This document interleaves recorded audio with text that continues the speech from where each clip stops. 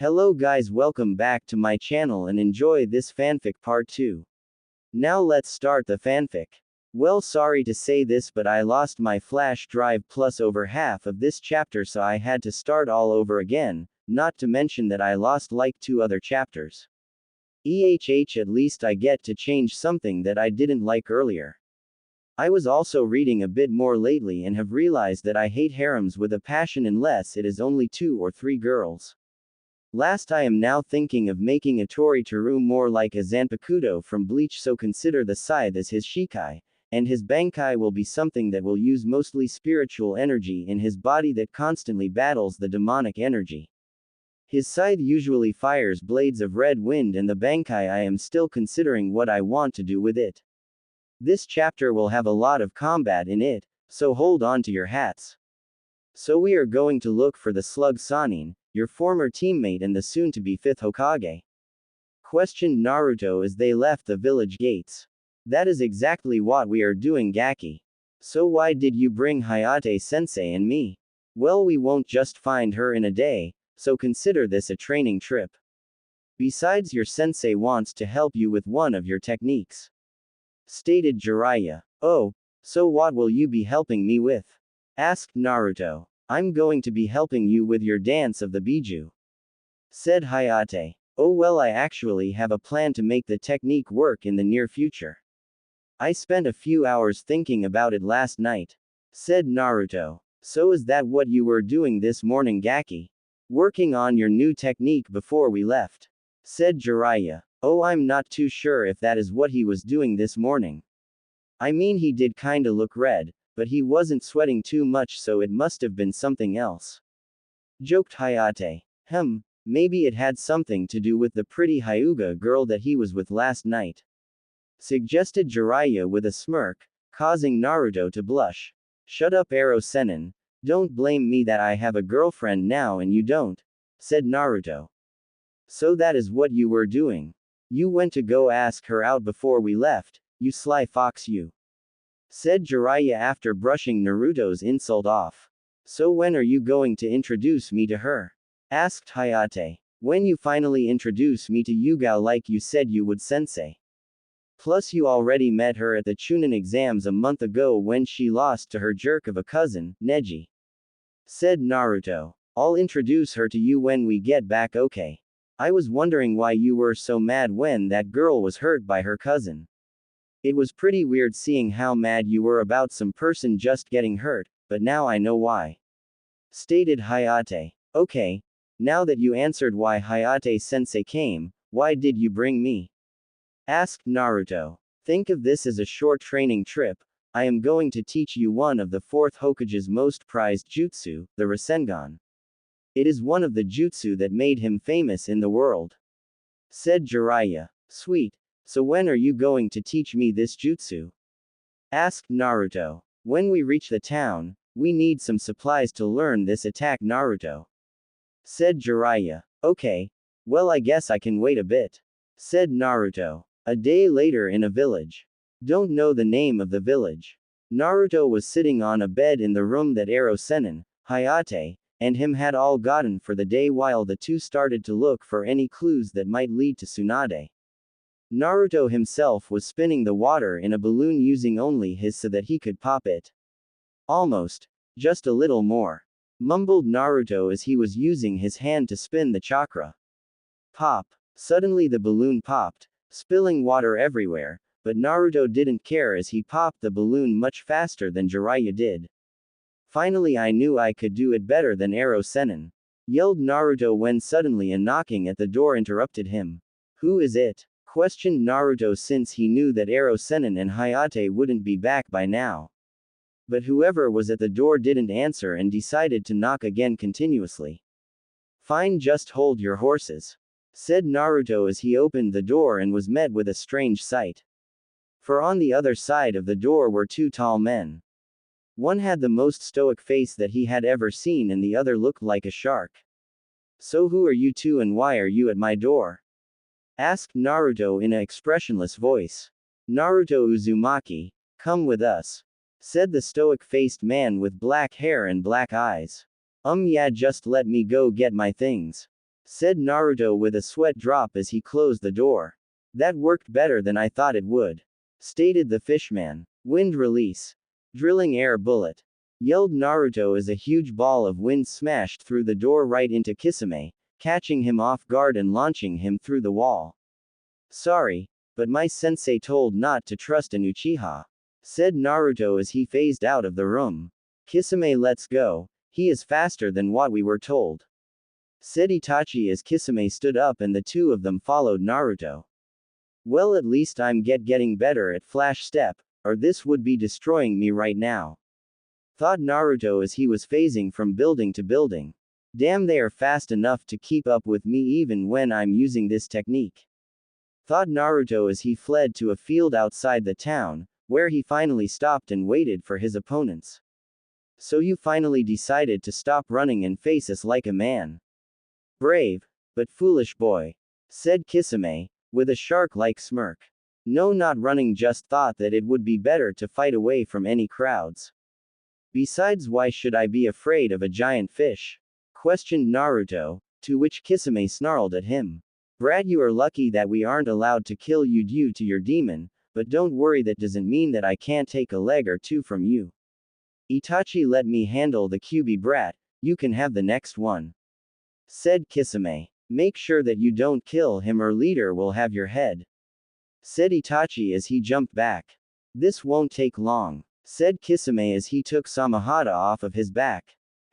Whatever you say, fishy, responded Naruto as he unsheathed a Tori-Teru. Try and keep up, will you?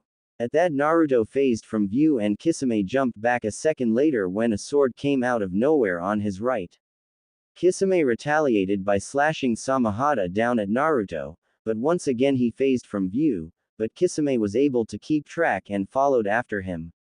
Naruto was pushed onto the defensive, and the second he reappeared he had to dodge again as Kisame wasn't giving him any time to attack.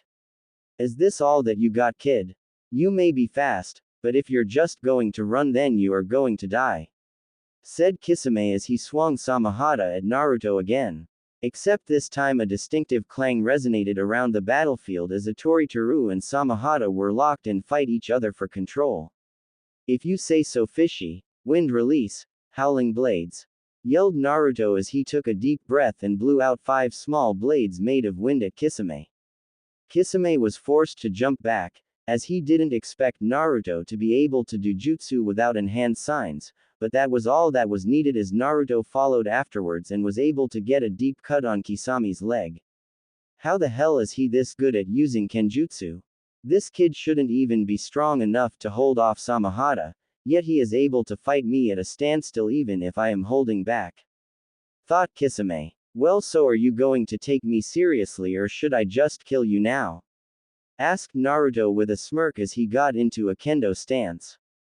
That's it, brat, I am going to rip your legs off with my bare hands if I must. Water release. Water bullets, yelled Kisame as 3 bullets came out of his mouth and head straight at Naruto. Naruto dodged the first ball and used his sword to cut the other 2 in half. But that was used as a distraction as he was forced to jump to the side as Samahata came down. However, Kisame used Samahata as opposed to kick Naruto, sending him into a tree, shattering it on impact. Not so confident now, brat, was all Kisame was able to say before a blade of wind came from the forest. Kisame slammed Samahata into the ground and used it as a shield as the blade slammed against Samahata. He stood up and looked behind him to see a bunch of trees cut down 6 rows in with a gap that was created by where Samahata was blocked. But he had no time to contemplate this as once again Naruto was trying to cut him down with a Tori-Teru. However, the attacks were slower than before as Naruto was now bleeding from the head, where he had hit the tree. Not to mention his torn up clothing and the many small scratches. Kisame then went on the attack once again, and this time Naruto was getting pushed back quickly and each attack came closer to hitting home than the last one. His vision was blurring and Tori-Teru was unable to absorb his demon chakra for some reason. Haha, you might as well give up and come with us. You are running out of chakra while I have a near unlimited amount of chakra. You see, I have noticed something about your blade, and that is the fact that you are channeling your demon's chakra into the blade. Now while your sword can channel demonic chakra, mine can eat any type of chakra and give it to me," said Kisame as he smiled at Naruto's widened eyes. "Damn, I stand no chance if I can't get a Tori-Teru into its second form. The only chance that I have is if I can find the other form that doesn't rely on my demonic chakra. I'm going to need to last longer so that Ero Sennin or Hayate-sensei can get here," thought Naruto as he made a shadow clone alongside him. "I guess that I'm going to need to stay back then if I want to defeat you," said Naruto as he and the clone started doing hand signs. Fire release. Great fireball. Wind release. Great breakthrough, yelled the two Narutos as they launched their attacks that combined in the air to create a giant fireball that was much larger than what Kisame had been expecting. Water release. Great water wall, yelled Kisame as a huge wall of water came from the stream nearby that blocked the fireball but created a huge cloud of steam that covered the entire battlefield. Kisame was at a sort of disadvantage here as he never bothered to learn the silent killing technique like Zabuza. He just liked to go in and shave people to scraps. So when he heard Naruto's voice echo throughout the steam, he cursed under his breath. How did this brat learn the silent killing technique? He is only a genin, thought Kisame as he held Samahata in a guard position. I bet you're wondering where I learned the silent killing technique, Kisame. Let's just say a man. I learned it from a man that was an acquaintance to you, but I still respected him, even if he was my enemy for that day, said Naruto through the mist. Damn, he must have fought Zabuza before he died and picked up a few things from him. This could be difficult, but he is injured and is breathing hard, so it shouldn't be too much of an advantage, thought Kisame as he heard a sword come from his right. He brought Samahata over and clashed with a Tori-Teru once again, but Naruto once again retreated into the mist. But as soon as he was gone, another attack was made on the other side and Kisame had to jump back to avoid this attack. However, he didn't expect a third attack that came from behind. He jumped again but was unable to avoid the cut that cut deeply into his flesh. Naruto's victory was short-lived as the Kisame that he cut fell into a puddle, revealing that it was a water clone. He then felt the wind around shift, but he was unable to avoid the attack and got hit by a huge water bullet that launched him out of the mist and straight into a boulder, cracking it slightly when he hit. Damn, Brad actually thought that he could take the monster of the hidden mist on and win. Ha, he did better than I expected, but it still wasn't enough, said Kisame as he started walking towards the unconscious blonde, until a fierce battle cry filled the area. He and Itachi looked up expecting an attack against Kisame, but were surprised to see Sasuke Uchiha running straight at Itachi with a Chidori charged up. Itachi, today is the day that you die. I have lived with hate in my life and it is time that you die. However, before he could sink the attack into Itachi, he was redirected by his brother into the ground. The next thing he knew was pain coming from his gut, causing him spit out. He looked down to see Itachi's knee in his gut, then the fist coming straight for his face. It connected and sent him flying across the ground, where he was able to shakily get to his feet. So what are you doing here, my foolish little brother? Asked Itachi in an emotionless voice. I'm going to kill you for killing our clan, Itachi. I will be the strongest out of the two of us, yelled Sasuke as he charged again, but was beaten back a second time. So you're here to kill me and not to save your teammate and friend? Question Itachi. Get ready, you are about to find out where the rest of this story will be going in the future. I could care less what you are doing with that loser. He is nothing but a weakling and deserves to die for how weak he is. After I kill you, I will enjoy taking over the village and making his life a hell that no one would want to live.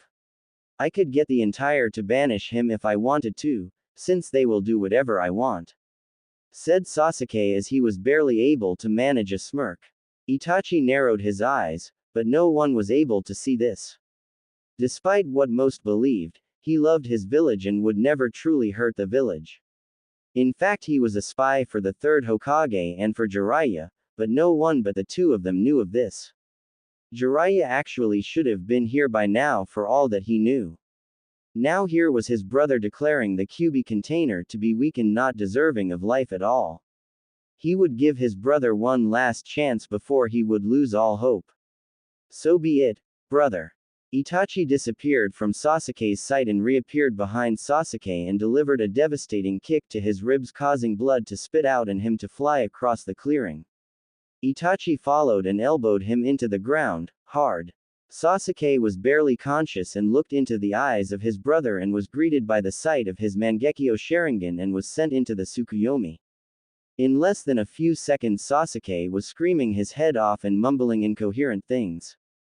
Suddenly Kisame was hit by a huge air bullet that caught him off guard and sent him into a boulder of his own. Itachi looked over to see Naruto barely standing and bleeding heavily from his head and his clothes all torn up. That is when he sensed it. He jumped back to avoid an attack made by Jiraiya. It was the Rasengan and it slammed into the ground, creating a massive explosion from the attack. Well, I should have expected something like this to happen. It isn't every day a hot young girl comes up to me and offers to buy me some drinks, said Jiraiya as Hayate landed alongside him.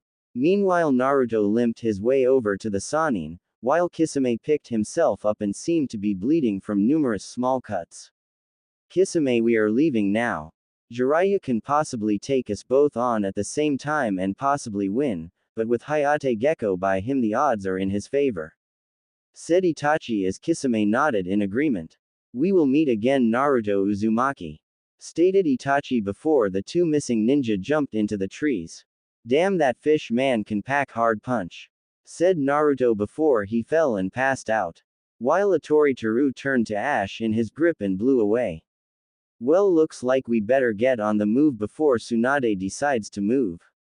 We now have an idea where we can find her, we just have to get there before she decides to move again, said Jiraiya as Hayate nodded and picked Naruto up and the two jumped into the trees to continue on to the next town. Meanwhile Maida Guy jumped into the clearing yelling, "Dynamic entry," but was surprised to find no one there but an unconscious Sasuke in a crater. He picked the boy up and was now heading back to Konoha after he concluded that Naruto, Hayate, and Jiraiya all go away safely from Kisame and Itachi. A week later Naruto, Hayate, and Jiraiya were now approaching the town known as Tanuka, and God was Naruto amazed by the size of the town.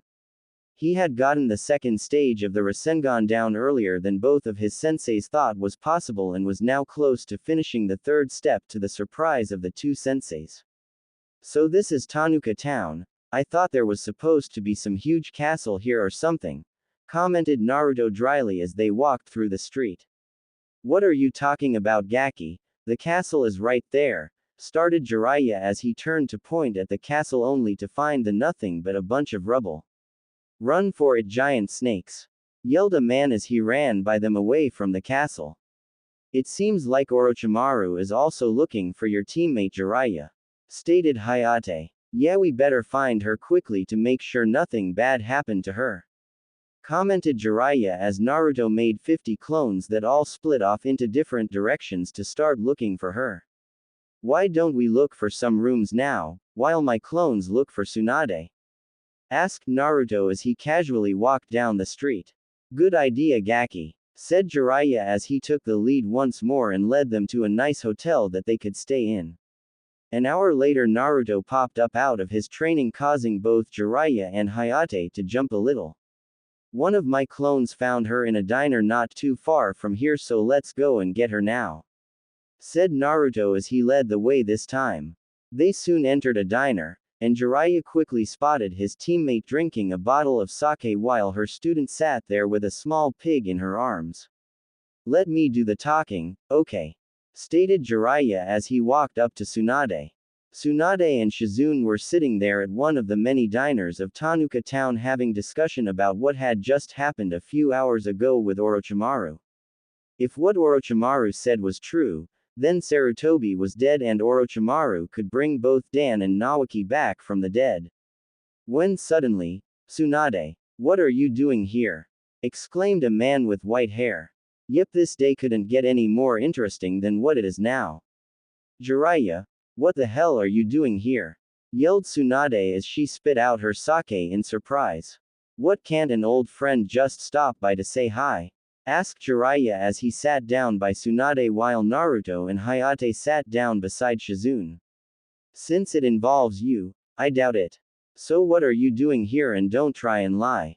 Said Tsunade as Naruto, Shizune, and Hayate just watched the interaction with interest. Fine. Sarutobi-sensei is dead and we need a new Hokage, Tsunade stated Jiraiya with conviction. Tsunade looked at him for a second before turning and saying a simple, no. This of course got Naruto extremely angry, to which he soon let her know his anger. What do you mean no? Don't you have any respect for the old man, and don't you love your village at all? Questioned Naruto. Tsunade narrowed her eyes at Naruto before responding with her answer. Of course I have respect for my sensei, but that doesn't mean that he wasn't a fool. Just like all the other Hokages that came before him, and the one that came after him. Said Tsunade, before she was punched in the face by blonde teenager. Don't ever say that about the fourth Hokage in front of me. Growled out Naruto. Tsunade looked up and immediately understood what the kid was talking about when she saw the blue eyes, blonde hair, and the whisker marks on his cheeks, but she wasn't going to take anything from this kid despite who he was. Ha, if they weren't fools, then why did they go and get themselves killed? Laughed Tsunade. At that point Naruto's eyes turned red for a split second, and then there was a crash and dust flew up everywhere as Tsunade was punched through the wall. Naruto was quick to follow her out, with a rage-filled face, and everyone else quickly followed. What they found was a Naruto standing 10 meters away from an outrageous Tsunade on her feet with blood coming from her mouthy. Brat, what the hell was that punch, foe? Said Tsunade before she was interrupted by Naruto. How dare you belittle their sacrifice like that? They gave their life for people other than themselves so that others could live, and you call them fools. At least they had something worth fighting for and faced their problems head on. Unlike a drunk washed up woman who can't get over her past, it makes me sick just to see what you've become. From one of the greatest Sannin ever to someone who so easily disrespects the memories of those that I admire. Said Naruto with conviction as Tsunade lowered her head in shame slightly, but that soon changed to a defiant look of her own. What would you know about sacrifice? I have lost loved ones to that village, and everything that has to do with that village causes someone I know to die. Said Tsunade. Are you actually asking me what I know about sacrifice? You know exactly what I am, so tell me, what do I know of sacrifice? My very existence is nothing more than a sacrifice. Shot back Naruto. It doesn't matter at all, I am not going back to the village. Stated Tsunade. I am going to kick your ass. Jiraiya-sensei, I am going to kick her, so don't try and stop me. Stated Naruto. Shit. He is serious. He would never call me sensei. Thought Jiraiya, as his eyes widened. Ha, brat, I am a Sannin, what could a brat like you ever do to me? Asked Tsunade with a smirk. Underestimate me and you will lose this fight, old lady. Said Naruto. Ha, all that I will need is a single finger. Claimed Tsunade as she pointed out her one finger, which made Naruto to smirk slightly. Fine then, your funeral. Said Naruto before he vanished from sight. Tsunade's eyes widened at the display of speed, but sensed the attack from behind and barely dodged the punch aimed at her head. She tried to counterattack, but Naruto had already moved and was attacking her once again. This time Tsunade tried something different. As she sensed his approach, she sent her pinky into the ground in front of where Naruto was about to appear and sent a huge slab of rock up into the air as a wall. Naruto saw the slab of rock and jumped into the air at the last second, landing on the rock before he backflipped off the rock and started to run through hand signs, before calling out, "Wind release, Wind Dragon." A dragon made of wind came from Naruto's mouth and descended down towards a stunned Tsunade. She jumped back as the dragon hit where she was a second before, but it created a shockwave of wind that caught her off guard, and sent her into a wall. She got back up and glared at the smirking Naruto, who was just standing on the slab of rock that she had used as a shield earlier. So are you going to take me seriously, or am I really this much faster than you? Questioned Naruto jokingly. I guess I'm going to have to try against you, but don't get gaki. I'm still leagues ahead of you. Yelled Tsunade as she ran full blown at Naruto, who jumped back when she hit where he used to be. Stay still, you brat, shouted Tsunade. Are you kidding me? You can manipulate chakra to increase your strength 100-fold. While I can manipulate it to increase my speed by 10-fold, this allows me to move slightly faster than you. You see, I am a wind manipulator master, and the way I fight revolves around the theory of wind. Be elusive and unable to hit, while striking with the force of a hurricane when the opportunity presents itself. Said Naruto as he dodged another punch at the last second.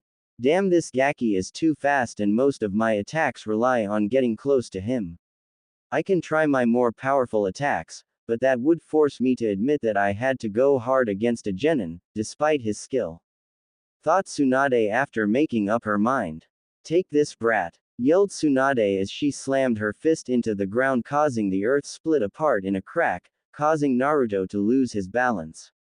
That was all that Tsunade needed as he jumped towards him and slammed her fist into his face faster than what he could react. He flew headfirst into a wall, shattering on impact. Damn, that must have hurt. Naruto shouldn't have gone picking fights with a Sannin. Oh my god, Tsunade just killed that poor boy, thought the three people who were observing the fight. Tsunade turned from the hole in the wall and signaled for Jiraiya to get his student, but all Jiraiya did was smirk, surprising Tsunade. Suddenly a battle cry rang out through the battleground and she turned to see Naruto running at her with an uncompleted Rasengan in his hand. She acted in instinct and dodged the attack right before it hit the ground. What the hell are you thinking, Jiraiya, teaching the brat a technique like that?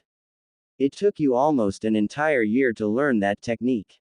There is no way that the brat will be able to master that technique. Yelled Tsunade. Hey, I can to master the Rasengan, after all my father is the one who created it. Yelled Naruto, surprising both Tsunade and Shizune with his knowledge. How do you know who your father is? You weren't supposed to find out until you became a Junin, but yet you are a Genin. How did you find out? Asked Tsunade while Shizune stood there gaping like a fish. You can thank the Kyuubi for that, stated Naruto with a smirk. While Tsunade's eyes widened. You can talk to the Kyuubi? Questioned Tsunade. Of course, if you had a demon within you for all of your life, don't you think it would be smart to befriend it?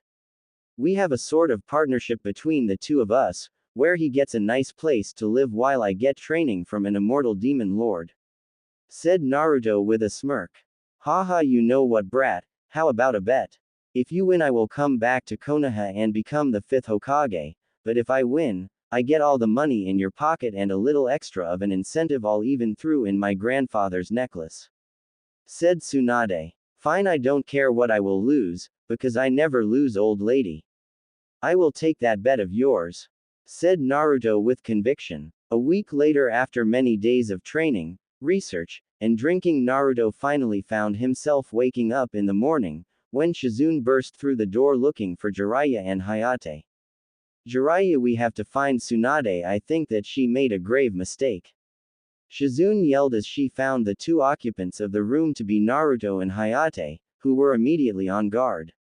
Shizune, why is Tsunade making a mistake? Asked Hayate. A week ago, right before you arrived, we were visited by Tsunade's other teammate Orochimaru. He wanted his arms fixed from some sort of damage, and in exchange he would bring back Dan and Nawaki.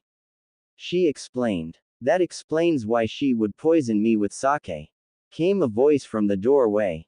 The trio turned to see Jiraiya looking a little pale and leaning against the door for support. Dang, Aro Senin, I thought you were always prepared for even the most unlikely circumstances. Asked Naruto jokingly. Watch it, brat, if what Shizune said is true, then we don't have too much time until they complete the deal. Now what are we going to do? Said Jiraiya. Well, how are you doing, Jiraiya? You will need to fight Orochimaru, and we would need to know who else to expect if we go fight him. Stated Hayate as he got his katana ready. Well, there was Orochimaru, then there were two others that were probably around Junin level, but one of them seemed sick. He had white hair and a very stoic expression on his face. The other had grayish hair and a pair of glasses on his face. Said Shizune. The bastard that tried to take Hinata is here now. Yelled Naruto in surprise. Hinata? Asked Shizune in confusion. The Gaki's girlfriend that happens to be the heir to the Hyuga clan. She was captured by this ninja during the invasion, but Naruto was able to rescue her before they got back to Orochimaru. Explained Jiraiya. He is mine and only mine. Hayate and Shizune can go and fight Orochimaru's dog, Kabuto, since he is stronger than Kimimaro. Said Naruto, to which he got a nod from Jiraiya. Well then, let's get on our way so that we can help Tsunade. Said Hayate as he grabbed Jiraiya to help him until they got to the battle. A little while later, after Tsunade had tried to poison Orochimaru, only to be stopped by Kabuto at the last second, was breathing quite heavily. She was unable to land a single hit against the elusive snake no matter how hard she tried. I should have asked the brat how he did that flash step technique after we made the bet. Orochimaru wouldn't be getting away if I was even twice as fast as I am now. Thought Tsunade. Kukuku Tsunade, you have gotten slower since last time we fought. I guess always being on the move over these past years have gotten you lazy. Said Orochimaru jokingly. You're lucky that your newest toys decided to help when they did, or you would already be dead. Growled out Tsunade. I doubt that. Kabuto, why don't you just finish her now that we've had our fun with her? Said Orochimaru. Yes, Lord Orochimaru. Said Kabuto as he jumped down right in front of Tsunade and took out a knife. You think that your lackey can beat me, Orochimaru? Don't make me laugh. Said Tsunade. Who said anything about me being the one to beat you? Asked Kabuto, right before he slit his wrist. This caused blood to come gushing out and cover a stunned Tsunade. Memories of her loved ones covered in their own blood flashed through her mind as she began to shake in horror at what had happened. Pretty soon she was completely cut off from reality as Kabuto's wrist healed and he made his way to Tsunade with the dagger in his hand. The greatest medic this world has ever seen, defeated by nothing more than the sight of blood. How pathetic, and here I was thinking that I might actually get a challenge out of this fight. Said Kabuto as he raised the dagger above his head to deliver the finishing blow. Wind release. Piercing air spear. Came a shot and Kabuto was forced to jump by as a blast of air in the shape of a spear went right through the area that he just was. Ah well, if it isn't Jiraiya and his posse of ninja, here to fight me. Said Orochimaru as Kabuto landed alongside him and Kimimaro. Orochimaru, you bastard. I am going to make you pay for what you did to Sensei. Shouted Jiraiya. Is that so, Jiraiya? I don't think that a dobe like you could defeat me. Said Orochimaru with a smirk. Everyone remember who you got. Naruto, I expect you to do your best, like your father. Said Jiraiya as he leapt at Orochimaru to start their fight. Naruto nodded before he locked eyes with Kimimaro, and the two nodded in some unspoken agreement that they would fight once more. They leapt to the side away from the last three ninjas still left. So I get two Junin to myself. Don't you think that it is a little unfair to be fighting two against one against nothing more than a genin? Shouldn't one of you be helping Naruto in his fight against Kimimaro? Asked Kabuto politely. For some reason, Naruto can handle himself, and you, Kabuto, are under arrest for betraying Konoha in the invasion and siding with a traitor. Said Hayate, which made Kabuto grin a bit more. Naruto Uzumaki, we meet again, and this time without anyone to get in the way again. I have been looking forward to this fight for some time now. Said Kimimaro. I've been looking forward to this myself, Kimimaro. Last time we were both weakened, but this time we can fight at full strength. Replied Naruto. Then show me how much stronger you have gotten. Said Kimimaro as a bone grew out of his wrist into the size of a slightly longer katana. Gladly. Rise from the eternal ashes, Atori Teru. Shouted Naruto as a cloud of dark ashes came from the ground and engulfed him before Kimimaro's eyes. Naruto finally stepped from the cloud to be covered in his black armor and the crimson and black blade, Atori Teru in his hands ready to fight. Cue music. Frontline by Pillar. The two looked at each other for a little while, but then suddenly Kimimaro charged towards Naruto, wanting to kill him quickly, but Naruto raised his sword and swung it, sending a wave of crimson energy at Kimimaro. Kimimaro jumped over the blade of energy as it hit a wall behind him. He continued on and slashed at Naruto, who blocked it with a Tori-Teru. The two of them started a series of attacks and counter-attacks. It didn't even seem as if the two of them were even trying to defend themselves, as each block turned into an attack. Sparks flew as the two fought using only swords, and no jutsu, since this was a fight to see who was better than the other at using a blade. Suddenly an opening showed in Naruto's defense, and Kimimaro shot forward to deliver the first strike, but left an opening himself, and the two delivered strikes to each other around the shoulders. Both attacks barely did anything, as Kyuubi's chakra quickly healed the wound, and Kimimaro's bones quickly sealed the wound. Both jumped back in to think over what they needed to do in the next series of attacks. Suddenly Kimimaro raised his hands up and bent the hands back and started to fire what appeared to be spikes from his wrist in a rapid speed. Naruto started to dodge back and forth, while using a Tori-Teru on the spikes that he couldn't dodge. Jumping into the air, he brought his blade down and fired a wave of crimson energy at Kimimaro that destroyed every spike it hit. Kimimaro jumped back to dodge the attack again, only to see a bunch of air bullets heading right for him. He raised his bone sword up and slashed at three of them, but a fourth hit his leg, causing him to lose his balance. Naruto capitalized on this and launched a series of strikes at the off-balance Kimimaro.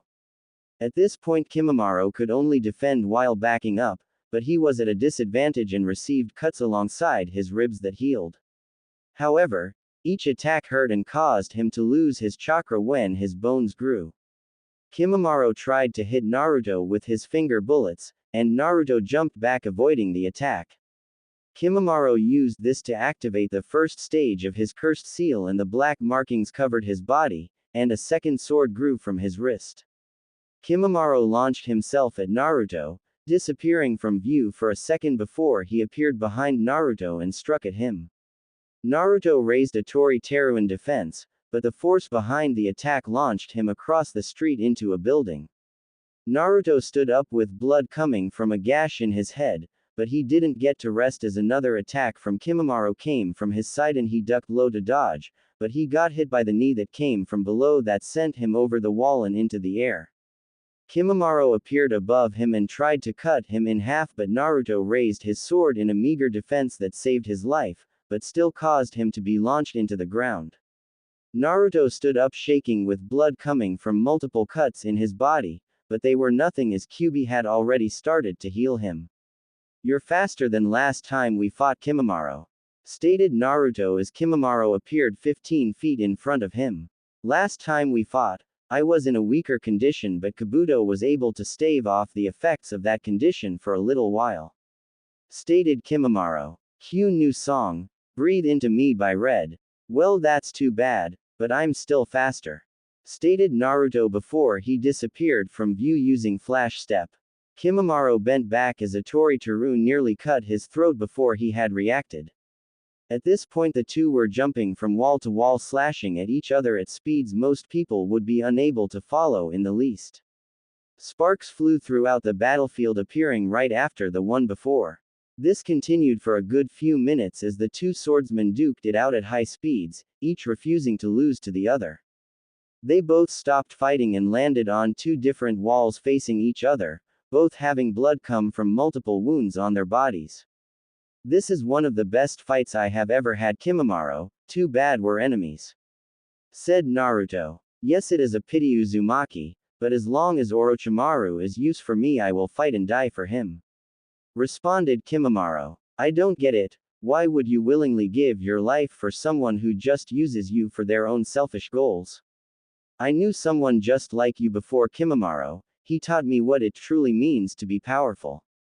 It all comes from protecting the people who you love. As long as you fight for them, then you are powerful," said Naruto. "Orochimaru gave me a purpose to live for Uzumaki. If it wasn't for him, then I would be dead or a mindless killing machine.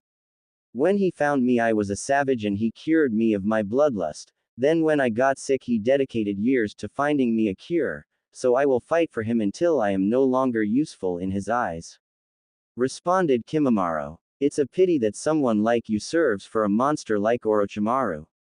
Said Naruto. A monster in your opinion? Now let us finish this battle once and for all. Said Kimimaro as the second stage of the curse seal started to change his appearance, and his two bone swords started glowing dark purple with energy. Let's reap upon the eternal ashes, Atori Teru, shouted Naruto as his blade glowed a bright crimson as it changed into the appearance of a scythe. Naruto's hair changed a bit too as his hair got crimson highlights and grew wilder as his face took on a bloodthirsty grin. Come at me Kimimaro, and let Atori Teru taste your blood once more. He yelled. The two warriors charged at each other with both having their weapons glowing with power. They swung and the two weapons collided creating an explosion of purple and crimson energy where they met. The two flew backwards from each other hitting the walls that they had just been standing on previously. Both got to their feet and started striking at the other intent on defeating the other and soon they were both covered in deep cuts and bleeding heavily. Both jumped back and got ready to unleash powerful attacks at the other opponent. With both of their weapons glowing once more they started to swing, but at the last second Kabuto and Hayate landed between the two warriors, and Naruto quickly altered the course of his attack to miss, while it was too late for Kimimaro as his attack went straight at Naruto and the other two ninja. Kabuto and Hayate both saw the attack coming and jumped back, but both were hit by the shockwave of the attack and were sent flying away from the attack. Naruto raised his sword up, as it changed back to normal after he launched all that energy into the last attack, to put up a meager defense against the attack. The attack collided with Naruto and his sword and it exploded causing him to scream out in pain from the powerful blast. He flew from the explosion covered in burns and deep cuts covering most of his body, and landed right alongside the still stunned Tsunade. Kimimaro himself had used up the last of his energy and was now in his original form looking pretty weak and bruised up himself. He started to limp towards the unconscious Naruto, intent on finishing the fight. However Kabuto was now standing over the two Konoha shinobi contemplating on who to kill first. Might as well kill the Sannin as the brat seems to be passed out. Thought Kabuto as he raised the dagger in his hand once more intent on killing Tsunade. Hayate was trying to make it over in time to stop it, and Shizune was unconscious a few meters away herself. Tsunade looked at the blade falling and closed her eyes waiting for the end, but when a liquid splashed across her face she looked up and gasped in horror and surprise. As Naruto was standing above her with a dagger sticking through his right shoulder. Naruto coughed up blood on Kabuto and grabbed the hand that held the dagger with one of his hands. Hey old lady, get ready to pay up for that bet we made earlier. Said Naruto weakly as he held his right hand at his side, while his left hand held onto Kabuto's hand. Naruto formed the Rasengan and despite Kabuto's best efforts shoved it into Kabuto's gut sending him across the battlefield in a heap alongside where Kimimaro was now standing. He tried to stand, but soon fell when he discovered that the attack had done much more damage than he thought. Kimimaro helped him up and they stared down Hayate, who was the only ninja left that could still fight on both sides. Tsunade, you have to snap out of it and heal Naruto or he will die. Said Hayate as he stared down the two sound ninja. Naruto had finally collapsed from his wounds and chakra exhaustion. Tsunade finally snapped out of her fear and began to frantically heal Naruto, and was soon joined by weakened Shizune who had finally woken back up. Both tried hard and soon his wounds had closed up and was breathing weakly but steadily. Orochimaru and Jiraiya had stopped fighting to watch the end of their battle and Orochimaru narrowed his eyes at the unconscious Naruto. If I don't do something about him now then he could be a real pain in the next few years. He thought as he launched himself at Naruto. Jiraiya tried to intervene but was kicked away while shouting out a warning to Tsunade. Tsunade saw Orochimaru with his sword sticking out of his mouth heading straight for Naruto. She did the only thing that she could and jumped in front of the blade. Orochimaru laughed as he didn't see the point of sacrificing her life for someone who would die despite what she sacrificed. But that soon turned to a grunt as he was blasted across the battlefield by Tsunade, who had used her regeneration jutsu to heal herself. Pretty soon she was pounding him across the battlefield. He struck it with his sword and was able to buy himself enough time to reach both Kabuto and Kimimaro. Hello everyone and thanks for the reviews that I have gotten over the past few weeks. There have been very little negative reviews, and extremely thankful for this. I would like to apologize for the length of time that it takes for my stories to come out, but I lost my last flash drive that had 2 chapters on it and my chapters in this story are much longer than any other story I have written. Not to mention finals and prom are happening now, but after that I am completely free. Now as I said in the last chapter I will continue to add elements of Bleach, including a sword spirit who you will meet in this chapter. Now on to the next chapter of one of my greatest stories ever.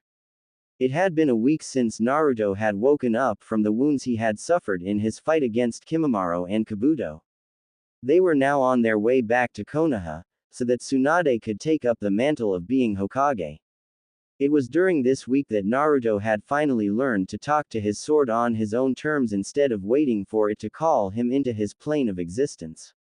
Atoritaru looked like a full-grown man wearing a torn-up black cloak that hid his entire body from view.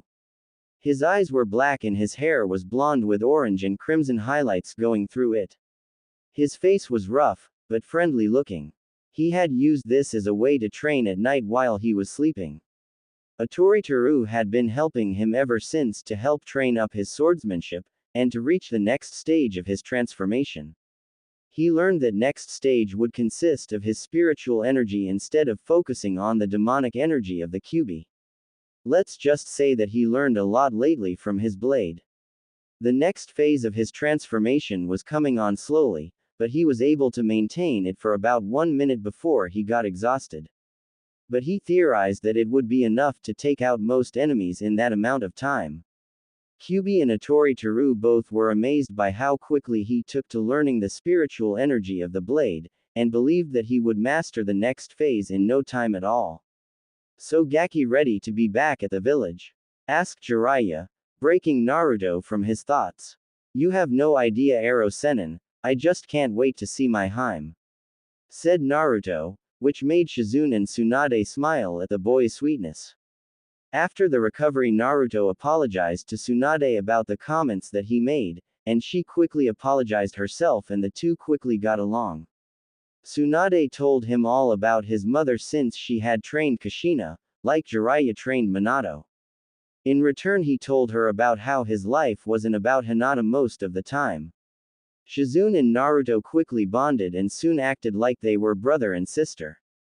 The two also exchanged stories about their adventures, and even showed each other a few jutsu that could help the other in turn. "Well Gaki, we should be back at the village any minute now, and then you can go see your little girlfriend," said Jiraiya. "As long as you don't spy on me for any of your future books you pervert," responded Naruto. "Jiraiya, you spied on him and his girlfriend?" asked Tsunade silently, which put Jiraiya on edge at the tone of her voice. Well you see, I was just trying to make sure that the Gaki didn't do anything perverted." "You know, said Jiraiya, before he was sent flying across the village thanks to a kick delivered by an angry Tsunade. "Well I guess you know where the Hokage Tower is, Ba-chan, so I will see you later," said Naruto before he disappeared using his flash step.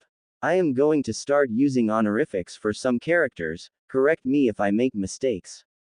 Dang brat for calling me that, I should beat him to within an inch of his life," said Tsunade before she turned and started towards the tower with Shizune bringing up the rear. Naruto had finally made it across town using his flash step, to which he was close to mastering now that he used it as much as he possibly could. He was now standing outside the walls of the Hyuga compound walking up to it so that he could see Hinata. However, before he reached the gates to ask the guards if he could see Hinata, the gates suddenly opened with a shout of, "Naruto-kun." And suddenly he was tackled to the ground by a familiar girl with lavender-smelling hair. "Hey Hinata-chan. Did you miss me that much?" asked Naruto with a smile as he hugged the girl back. Then he noticed many of the civilians glaring at him and Hinata, but he didn't mind until he heard one of them muttering something about the demon whore. Suddenly he was gone, and a moment later he was standing on the other side of the street lifting the man, who had made that comment, by his neck. Never ever let me hear you call her that again or I will kill you, growled out Naruto. But he released him when he felt a gentle hand on his shoulder. He turned to see Hinata looking at him with concern, and he grabbed her hand and the two of them walked down the street towards the Hokage monument. They didn't speak until they reached the top of the mountain, and were sat against one of the trees. I'm sorry for what I did, Hinata-chan. I wish you hadn't seen that side of me, but when I heard what that man called you I couldn't take it, said Naruto sadly. It's okay, Naruto-kun. This village doesn't deserve for someone like you to defend each and every day, said Hinata with sadness as she held his hand and waited for Naruto to realize what she had just revealed. Yeah, I guess, but this is my ville, wait, you know, shouted Naruto in surprise and fear as he jumped away from Hinata. Hinata smiled a warm smile and Naruto and responded.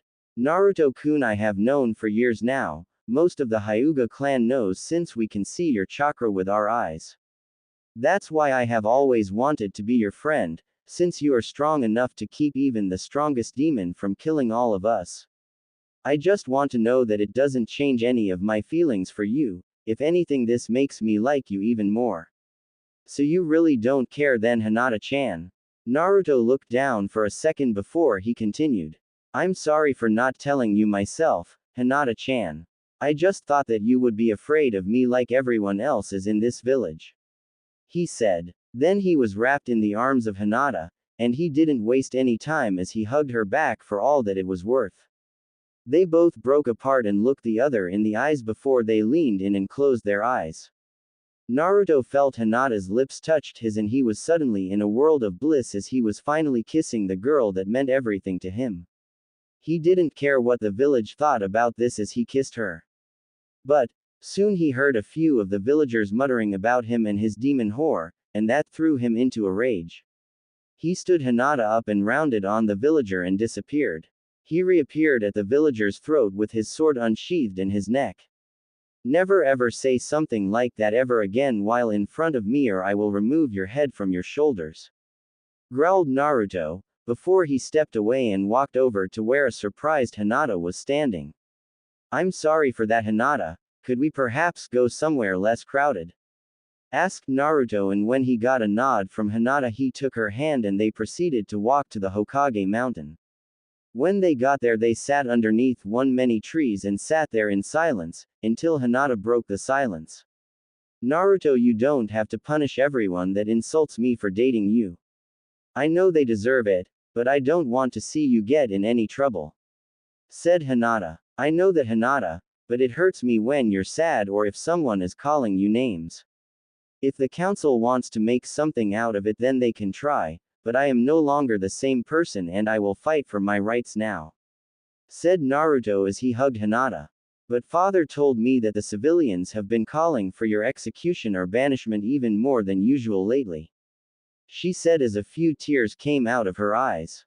Naruto leaned down and gently lifted her face up so that he could look her in the eyes. Don't worry about me, Hinata. Old man Sarutobi always prepared for the day something like that might happen. If they try anything then I will be ready, he said as he leaned in to kiss her. What happened next was a very aggressive makeout that lasted for several minutes before they stopped to breathe. Both had flushed faces and were breathing hard, as they laid back once again. I know that I don't have to worry about you getting hurt, but I don't want you to leave me, Naruto. If they did banish you or try and have you executed then I would like to come with you to wherever you go, she said, to which Naruto looked at her in surprise. Hinata, you don't have to come with me, you will always have a life here in Konoha. If I leave I will always be on the run no matter what I do. I don't want that life for you, Hinata, he said as he held her close. Don't you understand, Naruto? Without you I have no reason to live here. You have always been my strength that kept me going. I couldn't live without you in my life, she said sadly. Then she added something else. Father told me that the civilian council has been trying to enact the CRA for Sasuke. I am one of the girls that they want to marry that creep.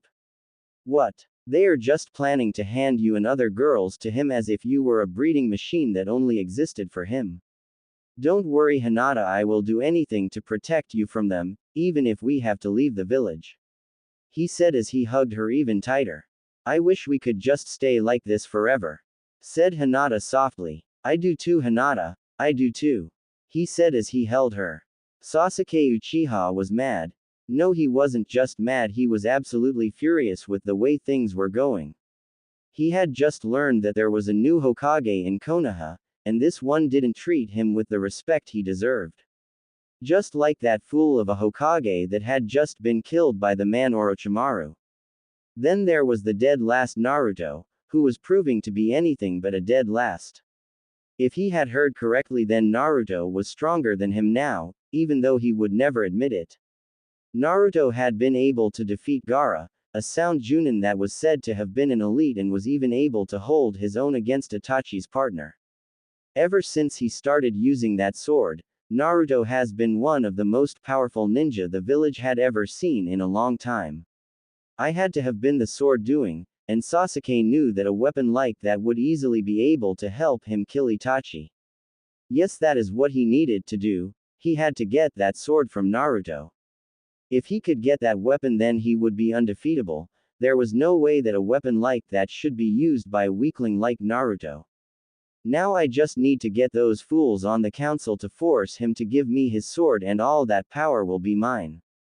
After that I can go and find Orochimaru and force him to train me. Suddenly he heard a noise come from his window and he turned and threw a kunai at whatever made the noise, only to hear a clang as it was blocked. Whoa, hang on there, man. I don't think you want to kill the guy who is here to offer you the chance to come and be trained by Orochimaru. My name is Kidomaru and Orochimaru has sent his personal guard here to escort you to him, said the four-armed sound Junin. Orochimaru sent you then? I guess I could use some training from him, but first there is business here that I need to attend to. I will be ready to leave in just 3 days, then I will meet you outside the east gates of Konoha, at this time. Sasuke replied, to which Kidomaru only nodded, before he left. Soon I will have the strength to kill you, Edik, thought Sasuke as he laid down to prepare him for his meeting with the council tomorrow. The next morning found Naruto walking towards the Hokage Tower for a meeting with the council that he was informed that he was to attend. He already had an idea of what this was about, and he wasn't happy about it. But then again, Shikamaru was also summoned to the council, so he wasn't too worried. He entered the meeting to find all of the civilian councilors glaring at him, with the shinobi council looking at him with kindness in their eyes. Tsunade was smiling at him, but the two advisors were glaring at him behind her back. Naruto Uzumaki and Shikamaru Nara, you have been summoned to the council by the Hokage. Do you know why you're here? Asked Tsunade. Not really, Ba-chan, but I don't think you would call me here if it wasn't important, stated Naruto, who ignored the cries of outrage that came from the civilians and the advisors. Well, we are here to discuss your actions during the Chunin exams last month. It has come to my attention that you, Naruto Uzumaki and Shikamaru Naru, both showed leadership and a grasp for tactics. Furthermore, you both along with Kiba Inuzuka fought against a sound Junin and saved Hinata Hyuga from being kidnapped by Orochimaru. For these actions I have found it prudent to award both of you with the honor of being a Chunin, said Tsunade with a smile. Hokage, how can you let this thing become a Chunin for our village? Shouted an outraged citizen. Are you questioning the way I do things in this village? Asked Tsunade dangerously. Now what do the two of you have to say for your promotions? Even though it is troublesome to be a Chunin, I will follow any orders that you will have me do, said Shikamaru lazily. I will uphold my position with honor and dignity, until I die, Ba-chan, said Naruto professionally. Yes, I believe that you will, Naruto, you better not fail me, she said with a smile. Hokage, since we are done with this part of the meeting, I would like to bring up a number of issues that have came to light over the past few weeks, said one of the braver civilian counselors. What is this issue that you want to be brought up then? Asked Tsunade, clearly annoyed. Well, it has come to my attention from a very reliable source that this boy here has stolen an object of someone else's and has been using it. Said the counselor. What is this object then, honorable counselor? Asked Tsunade as her and the shinobi's eyes narrowed at him. I have heard from Sasuke Uchiha that this boy here forcefully stole that sword that he has now. I say that we make the brat give it back to Sasuke. Said the counselor. So you believe that the arrogant prick of an Uchiha actually owned this sword at one time and that I stole it from him? You people are so in love with Sasuke. Yelled Naruto. Watch what you say, brat, or we will have you killed here for your words. Yelled one of the other counselors. You have no right at all to call for my execution, only the Hokage can order an execution, so stop acting all powerful. Plus I received this sword from my summons after I passed their test. It is a part of my soul and can be used by no one else. Said Naruto. That is a lie, the Uchiha can use any blade that is in this world or the next. Now we want you to give the sword back to its proper master. Yelled the counselor. No, he will not, that sword belongs to him, and no one can force him to give up his weapon. I have seen him use the weapon personally, and I must say that he works well with the sword. Now that that is cleared up, do you have anything else you would like to talk about? Asked Tsunade while she glared at the civilians. Oh, so nothing else that has to do with me, then I will take my leave then. Said Naruto after a period of silence, but as he was walking out he heard something that would anger him to no end. Yes, we would like to talk about the rebuilding of the Uchiha clan under the CRA. I am proposing that we give him at least 3 wives that are all strong so that the clan will flourish in the years to come.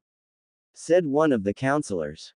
Fine, what 3 girls do you have in mind then, counselor? Asked Hiashi in suspicion. Well, Hiashi, I was thinking that we have Sakura Haruno, Ino Yamanaka, and your daughter Hinata Hyuga be his wives when he turns 16. Sasuke himself has expressed interest in your daughter, you should be very proud. Said the man with a smile, while Hiashi looked pissed. No, my daughter will not marry the Uchiha in this world or the next. He is arrogant and undeserving of her affection and I will not stand for such a thing. Besides, my daughter has already been betrothed to someone else, before she was even born. Said Hiashi with anger. What type of lie is this, Hyuga? If she was already betrothed, then why is she currently dating that demon? Asked the counselor as he pointed at Naruto, who had decided to stay. What my daughter does is of no concern to you. As long as my daughter is happy, then I do not care about who she sees. If my daughter still loves this boy when she is 16, then I will allow them to marry. Said Hiashi to the surprise of everyone in this room, since most believed him to be a very cruel man. This is an outrage, Hyuga. We must give the Uchiha whatever he wants if we want to remain powerful in the years to come. Shouted one of the civilians.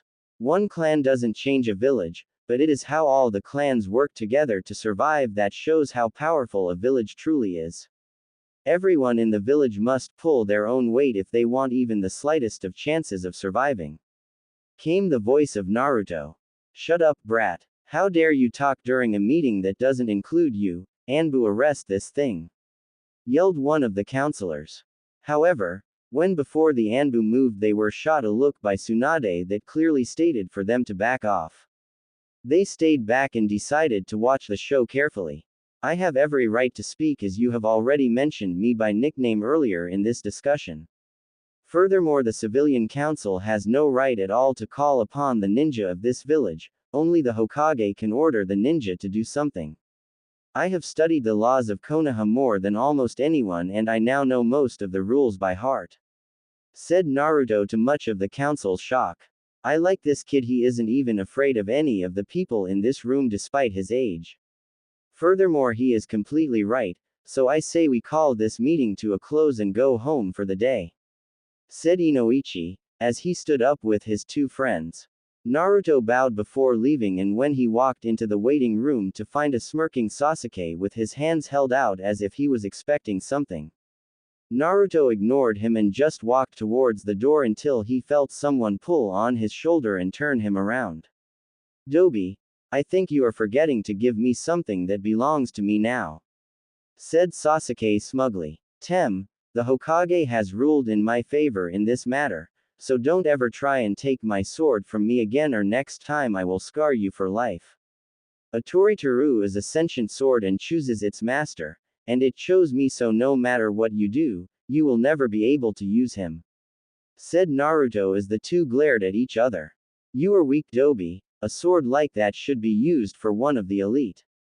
I could use that sword to kill my brother and become the most powerful ninja in the world while you will just die, said Sasuke in anger. Whatever, I'm leaving here, Go pick on someone weaker than you, since I know that that is the only way for you to get it up, said Naruto calmly as he was about to exit the room, but stopped short when he heard Sasuke's next phrase. Maybe I might just go and meet my wife-to-be, Hinata. I will enjoy making her scream and cry when I'm with her, said Sasuke with a smirk on his face. Sasuke, if you ever lay a hand on her I will kill you. Besides, Hiashi has already stated that he will not allow his daughter to marry some prick like you, and has already given permission to one day marry his beautiful daughter. Now if you will excuse me, I am going to go meet with Hinata and then train, he said as he walked out of the building, while leaving a fuming Sasuke behind. Naruto and Hinata spent the next 3 days hanging out, all of them time, and some training as Hinata wanted to be able to protect herself better. They had already started to develop a better Juken stance for her that utilized her flexibility with her water infinity. At first it took a while for her to go all out against Naruto, but the second she stopped holding back she started to grow in leaps and bounds. Naruto had even showed her a few water jutsu that he learned that would be able to help her in the future. She was much stronger than she was before, and was even able to defeat her sister easily, but also gave Neji a very close fight in one of their spars. That also changed as Neji was back to his old self and became really protective of Hinata, and even threatened Naruto with harm if he ever hurt her. It was early in the morning of the 4th day when Naruto and Hinata were both walking towards one of the training grounds, when suddenly Shikamaru ran up to them panting. It was quite a surprise to see him work up any type of sweat. Naruto, the Hokage wants us at her office right now.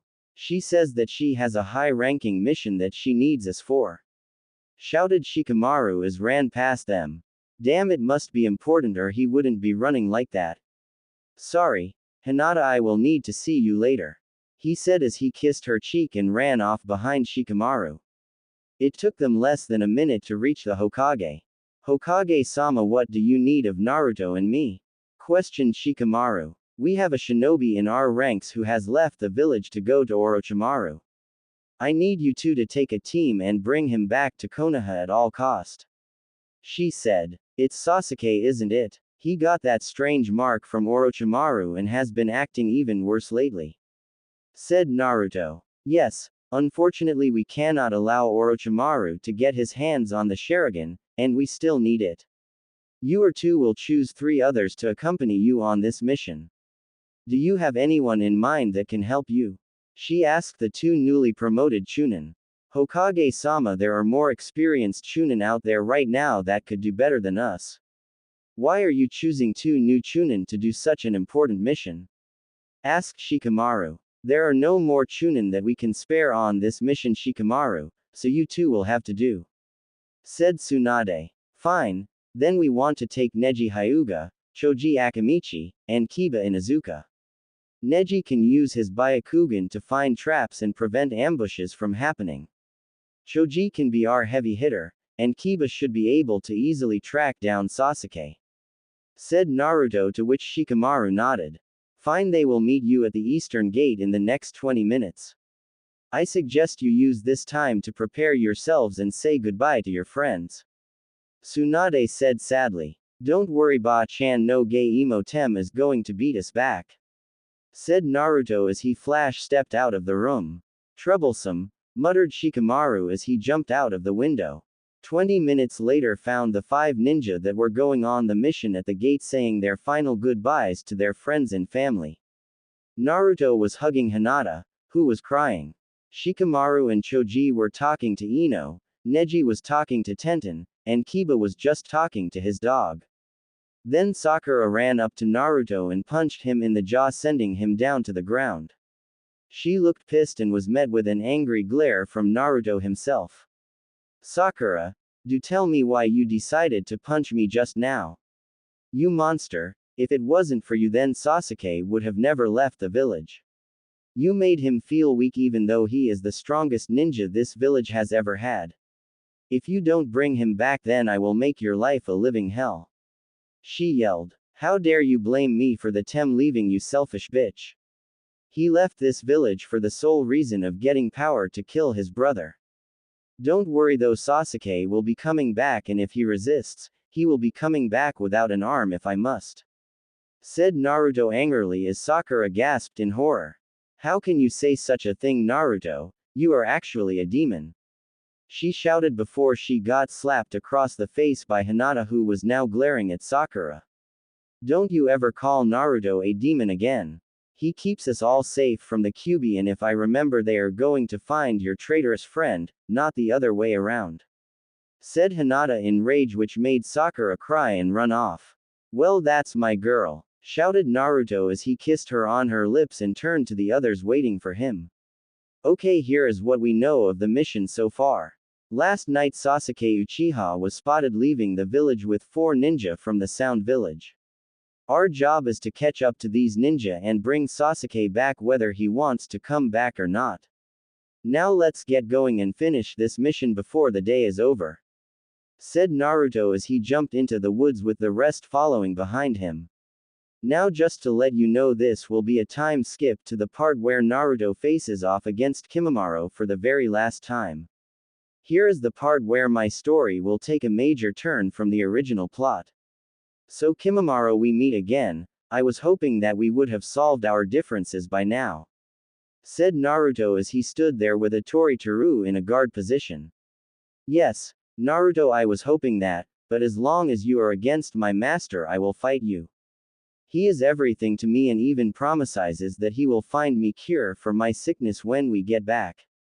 Now let's conclude this fight once and for all. Said Kimimaro as he adopted the first stage of his cursed seal, and 2 bone swords came from his arms. You actually believe that Orochimaru can find a cure to your sickness, when he couldn't even heal his own arms? I can Tsunade heal your arms, and offer you a home away from Orochimaru for the rest of your life. Said Naruto. I cannot believe that Orochimaru would do that to me. Until it happens I will fight for him. Retorted Kimimaro. He is only using you as a tool to get Sasuke for himself. The second you lose your usefulness he will leave you behind or even have you killed for a failure that isn't your fault. You are serving a master that doesn't care for you at all. It was all a lie. Shouted Naruto. You don't know what you're talking about. Lord Orochimaru cares about every one of the people who serve underneath him. Shouted Kimimaro in rage as he charged at Naruto. Naruto had just achieved something most people, including Orochimaru, could ever achieve. He had just made Kimimaro doubt his master and attack in a blind rage. Naruto easily dodged each and every attack that was sent at him by this rage-induced Kimimaro. The attacks were easily read and countered by Naruto, and soon Kimimaro was covered in deep cuts courtesy of a Tori-Teru. Kimimaro, I used to know someone just like you. He served his master faithfully and gave his life for his master. However, his master still died that day, and in his final breaths he told us that he wished he had never treated his servant the way he did, but rather as a son. Can you ever say the same thing for Orochimaru? Has he ever showed any sadness for one of the ones he calls his servants, when they die? Asked Naruto when the 2 of them separated. Kimimaro looked up with tears in his eyes and looked at Naruto. He was breathing heavily and cut up from multiple attacks. Orochimaru is the only one who has ever treated me with kindness. When my clan was killed off I was all alone, until he found me and started to train me. If I left him, where would I ever be able to go? I just can't ever be able to betray that kindness no matter what. Shouted Kimimaro as more tears came down his face. I know that this would never happen, but in my story it would have to happen if I wanted to continue this story with its current direction. I know how you feel, Kimimaro. In my village I was hated by everyone and no one ever treated me kindly until I turned 6. On that day a man approached me with a proposition to be trained by him, and I was overjoyed. He taught me how to be a ninja, but in the end I was betrayed by him when he tried to destroy my memories so that he could turn me into his own personal weapon. I was able to escape with most of my memories, but before I could escape he erased my memories of his name and his face. But I escaped since I knew that what he was doing was wrong. You are the exact same way, Kimimaro. Break away from his chains. Said Naruto gravely. What will I do then if I do break away from him? He will just kill me then. Said Kimimaro as the two ninja heard the sound of projectiles flowing through the air. They jumped back closer to each other and saw that there was a team of 3 sound Junin facing them. The middle one was the tallest with black hair, and had a large sword strapped to his back. The other 2 had masks covering everything but their eyes.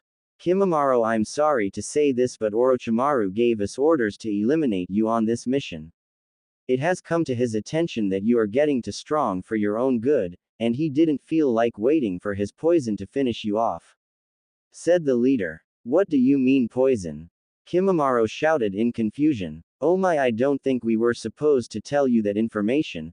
Oh well, I guess it doesn't hurt since you and that genin will be dead in a few minutes.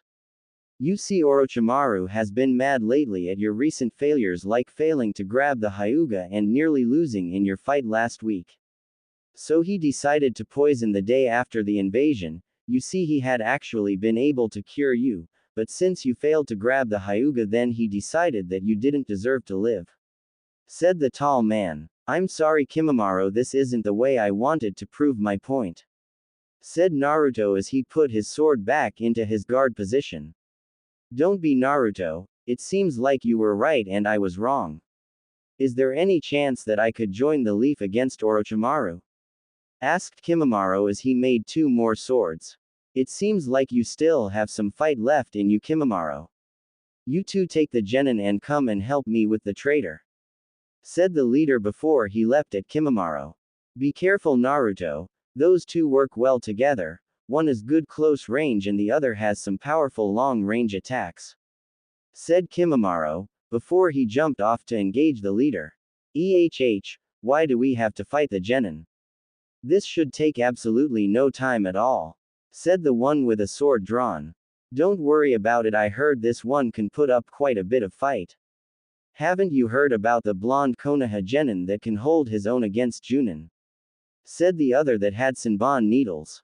I don't know where you get your information, but I have been promoted to Chunin, so, said Naruto as he raised his sword. So the brat likes to use swords, I got this, support me if I can win. Said the taller one. You get to have all of the fun, just kill the brat quickly. Said the shorter one. Are we going to fight or are the 2 of you just going to talk? Said Naruto as he dodged a quick slash from the taller one. I'm going to kill you now. Said the taller one as he continued to swing at Naruto, who was blocking all of the attacks easily. He saw an opening after a minute of blocking and knocked the Mon's blade aside, giving him access to the man's neck and a killing blow. Before he could finish the strike though, a series of Senbon launched at him, forcing him to dodge back. Dang, that was close. I guess we will actually have to work together to kill him. Said the one with a sword.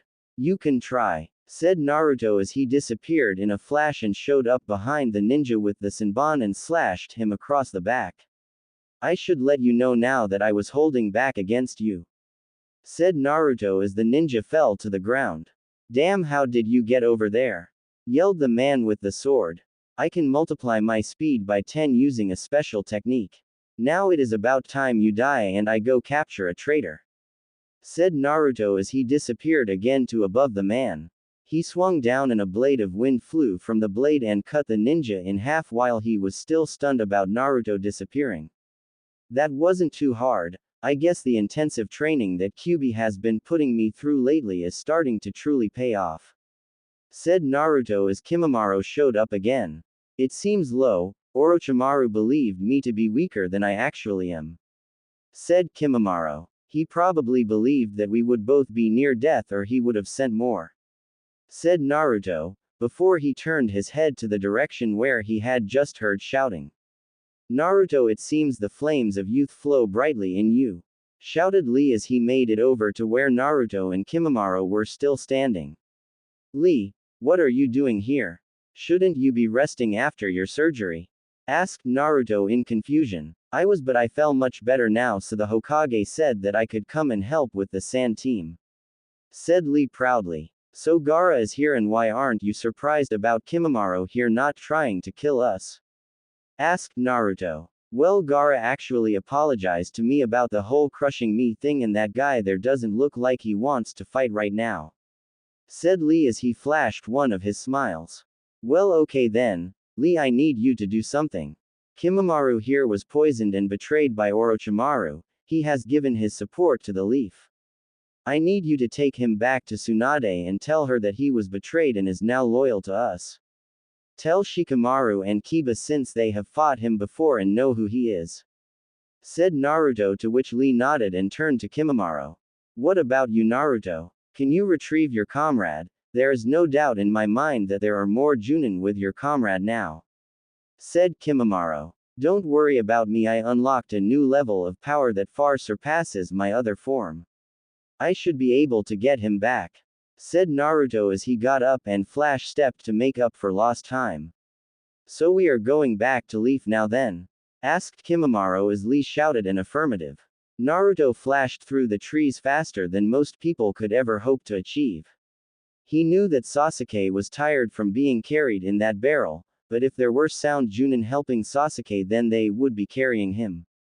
Finally he reached the bottom of the Valley of the End, and the two massive statues of Madara and the first Hokage.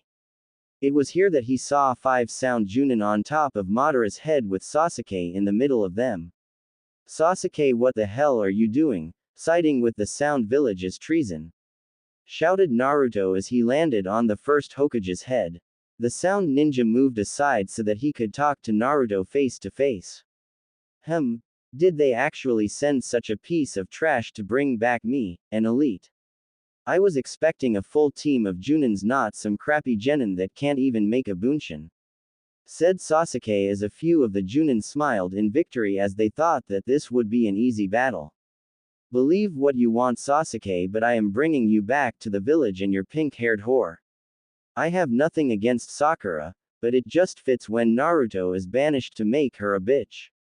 You can try, or are you forgetting that there are also 6 Junin-level ninja here? Asked Sasuke with arrogance. All that I see are a bunch of Junin that barely passed their exams and got assigned to a mission to escort a genin with an ego the 6 of Uranus. Said Naruto with a bored expression on his face which seemed to anger the other ninja even further. I am going to enjoy ripping out that brat's throat. Said the ninja on the far right. He was a huge hulking man and had metal claws attached to his wrists. The next to his left was a woman with brown hair and a fairly short stature. She was armed to the teeth with kunai, shuriken, and senbon. The one at the center looked like the biggest threat as he had a ninjutsu strapped to his back and seemed to have the kanji for earth tattooed to his forehead. He had a calculating look in his eyes. The other two looked extremely similar and were most likely twins. They both had black hair. One had a massive sword and the other had a massive battle axe the size of Naruto himself. You scum won't even be able to touch me. Shouted Naruto. You brat, I am going to rip you apart. Shouted the man with the massive sword as he leapt across the canyon at Naruto with his sword raised high ready to crush Naruto. Wind release. Drilling air bullet. Shouted Naruto as he shot a ball of compressed air at the man who was in the air. It hit dead on and exploded in mid-air, sending the man crashing back to his friend's group. Let's go wild, yelled Naruto before he disappeared from view. He arrived in the air in a flash of life as he swung a Tori-Toru down, creating a sharp blade of wind that forced the group of ninja to separate. The leader made huge pillars of rock come from the face of Madara, forcing Naruto to use one as a platform to jump to the one with the massive sword, who was still holding his chest. The one with the battle axe saw Naruto coming and swung his axe, but he slid underneath the blade and cut the man with the sword head off. This time the girl started to throw Senbon at him, but he quickly dodged them using the flash step and started after her to remove her as a threat. Suddenly the large man with the metal claws blocked him off and started to attack him, then the leader came up and used his ninjutsu to help. They both broke off from their attack at the same time when the man with the battle axe came down, smashing it into Naruto's blade, causing dust to rise up from the crater. When the dust cleared, they saw Naruto in a small crater blocking the massive axe with his sword. Sasuke used this time to launch a few fireballs at Naruto, who ducked under the axe and used its falling momentum as a shield from the fireballs. Naruto flashed away from the center of the group and appeared on one of the feet of the first Hokage. Well, congrats on beating me with my sword being unsealed, but don't worry, I have something new planned for this battle, said Naruto as he pointed his sword at the group of ninja. Now watch as I show you the final form of Atori Teru. Fly to the four corners of the world, Atori Teru, he yelled as tornado formed around him, blocking him from view. Suddenly the tornado exploded, sending a shockwave of energy across the valley. When they regained sight of Naruto, they saw that he was different. He now white robes that had azure color trims on the edge. His sword was all black still, but instead of having a crimson hue, he now had an azure hue to it. He grinned at him before he disappeared into wind. Think like how smog disappears when a car passes through. What the hell happened to that brat? Shouted the man with the claws. I don't know, it seemed like he just became the air around him, said the one with the axe as they all started staring into different directions. Konpeki Rakurai, came the voice from Naruto above them, but when they looked up they saw a blast of white light surrounded by an azure aurora came from the sky and head to the middle of their group. They all jumped away from each other, which would prove to be one of the biggest mistakes that you could ever make against Naruto. The man with the claws was in the air looking both ways before he saw the outline of the kid in his vision. He swung his claws at him only for his claws to pass through the near-transparent Naruto. Missed me, mocked Naruto before he stabbed the man right through his heart, quickly killing him. The others quickly regrouped to find one of their numbers already dead. Where the hell are you? Shouted the leader. I'm everywhere, I am nothing more than the wind, said Naruto in a voice that actually sounded like it was coming from everywhere. Dobi, where are you? Shouted Sasuke as he launched a ball of fire into a random direction. I am right here, came Naruto's voice in the middle of the group. They turned to see the wavy image of Naruto inside their formation.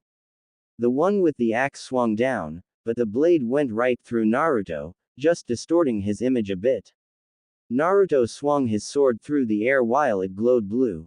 Konpeki Rakurai, the blast of white and azure energy tore into the man with the axe, and killed him quite brutally. The leader then performed a jutsu to cause a tomb of rocks to cover the transparent image of Naruto. However, the ninja quickly saw that this wasn't going to work as colored air flowed from the cracks and reappeared in the form of Naruto. He launched himself at the girl and slashed her across the chest before she could respond. She would live if she found medical attention. Then he turned his attention on the leader once again and started to do hand signs. Wind release. Flying wind shurikens. He yelled as hundreds of shurikens made of wind flew at the man and ripped him to shreds. Finally he turned his attention onto the last remaining member of this group. So Sasuke, are you going to come willingly or are you going to fight? Asked Naruto with a smirk. What the hell is this? How are you strong enough to kill all of them without even getting hurt? Asked Sasuke, who had his Sharingan activated and two kunai held in reverse grips. Is that all that you wanted to know? Wow, I thought you would have some harder questions. Well, I guess you Uchiha aren't very smart, good at fighting yes, just not good at thinking. So why don't you just kneel down like a good dog?